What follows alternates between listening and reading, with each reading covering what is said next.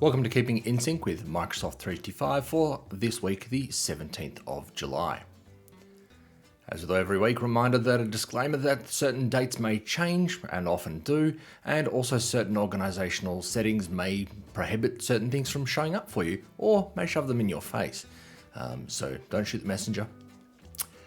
Now, starting off with Microsoft Edge for Business. Now, when you log into your Microsoft 365 work account, you'll soon receive Edge for Business, which is a visually distinct work browser with a lot more controls for secure data access and leak prevention. Now, Edge for Business will automatically separate work and personal browsing into dedicated browser windows with their own separate caches and storage locations, so information stays separate. Now, why is this so important? You're probably already using Edge. Well, the main difference you'll see though is that the icon will change. Now, maybe a small difference, but it can take you by surprise when you first see it, like it did for a certain someone who does weekly videos. This is rolling out mid-August. Now, one of the things we're going to be able to see is a feature which will show up as who can see this as an option in the file action menu, which will allow you to view or manage who has access to a file, which will show up from Microsoft Search in Bing, Office.com, SharePoint, and the Microsoft 365 feed. Now, the aim of the feature is to help you understand why you're seeing the file in your search results and adjust its permissions as needed more easily from the search page itself. This is rolling out now to late August. Now, a visual update for Microsoft 365 apps, formerly known as Office, is effectively something that we've already had if you've been using Windows 11. This actual visual update has been around since about June 2021. So why is it news? Because it's now coming to everyone else who's not necessarily using the cloud version of the Microsoft 365 apps, as well as those who are on Windows 10. Now, as part of this, you won't be able to switch back to the old look if you did it via the Coming Soon feature control button. This is rolling out now to early August. Now, also in the world of desktop apps such as Word, Excel, and PowerPoint on Windows, now if a default sensitivity label is applied to any unlabeled document when it's saved, which depending on the policy it may be doing, what this will actually do is to help you with confidence that the label is actually functioning, because maybe you are concerned about the content, is the sensitivity bar will now indicate that a label will be applied on the next save when you open a new or previously unlabeled file. This is rolling out now until late July. Now, sometimes it can be hard to remember the name of a file or exactly when it was shared with you, but you know who shared it with you, and many people tend to keep copies of emails in their inbox just to be able to find those files.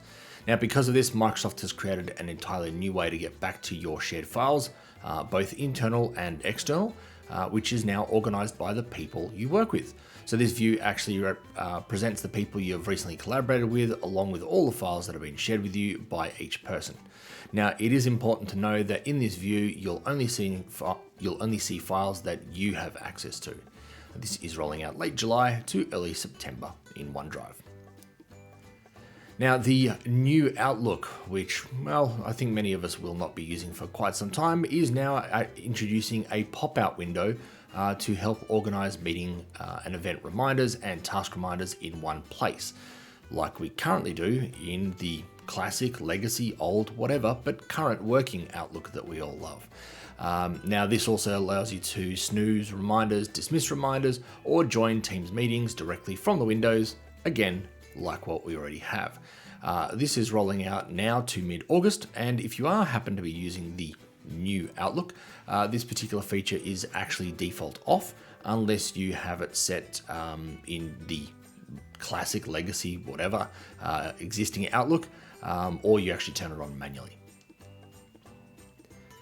Now, for some time when we've been having meetings, recordings going into SharePoint or OneDrive, they've had transcriptions on them, whereas now this is actually being expanded that any videos uploaded to SharePoint or even from Viva Engage, formerly known as Yammer, or OneDrive, will actually have transcriptions automatically generated shortly after the upload. So not just meeting recordings anymore. This is rolling out late July to late August. Now, in the world of Big Brother, this new feature in Teams meetings can actually help identify people who are physically in the room based on facial recognition. So what this actually does is, coupled with voice recognition, this actually improves the meeting recording, attendance, and notes experience, as you don't have to sign into a device just to be shown as being in the actual meeting itself. Now, this isn't actually Big Brother doing it without your consent. It does require the feature to be enabled by admins in the first place, and then you actually need to go through the process of providing your face in various angles, but no, not poses like this gorgeous man in these screenshots. This is rolling out now through to the end of August. Also, something in the world of Teams is when you attempt to add an external user to a shared channel, if the backend relationship hasn't been configured by both organizations, you right now get a link basically telling you you can't do it. Whereas soon you'll be able to see a message that will actually say, here's what you can do.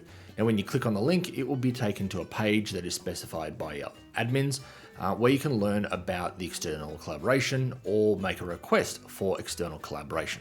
It's completely up to them what they put on that page, or it might just say, computer says no. So this is rolling out early to mid-August and is something way overdue, because this particular feature is incredibly frustrating for everybody. Now, something that I guess isn't important is the feature that is tasks that seem important section in Microsoft To Do. This feature will actually be going away on July 30th because, I guess people weren't seeing it as important and it wasn't being used. So I guess you'll just have to figure out what's important to yourself.